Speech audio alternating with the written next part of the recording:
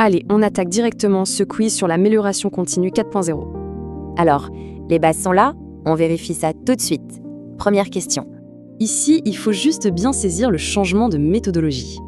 Pour trouver, la stratégie est simple, on compare le déroulement de chaque cycle. Le DMAIC classique, c'est linéaire. On avance phase par phase, bien sagement. Le DMAI carré, lui, est beaucoup plus dynamique.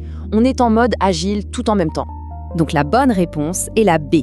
Le point crucial, c'est vraiment l'agilité. On enchaîne. Question 2 sur un grand classique, la loi de Pareto. La stratégie, c'est de viser la petite minorité de causes qui ont un gros impact. Ce graphique le montre parfaitement.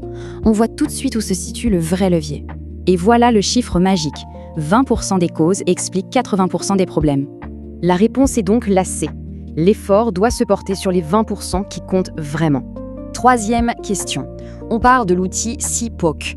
Alors, ce S, il veut dire quoi? Pour s'en souvenir, il suffit de se demander qui démarre le processus. Le CPOC, ça cartographie tout un flux, du début à la toute fin. Et logiquement, au tout début, il y a ceux qui fournissent les ressources. Le S, c'est donc pour suppliers, les fournisseurs. C'était la réponse A. Question 4, les 5 pourquoi. Une méthode toute simple, mais pour quel objectif? L'astuce, c'est de creuser, de ne jamais s'arrêter aux symptômes visibles. On part du problème de surface, celui que tout le monde voit. Puis on demande pourquoi, en boucle, jusqu'à toucher la vraie source du problème. Réponse B donc. Le but, c'est de trouver la cause racine, pas de chercher un coupable. Allez, dernière question. On termine avec la matrice RACI et les responsabilités.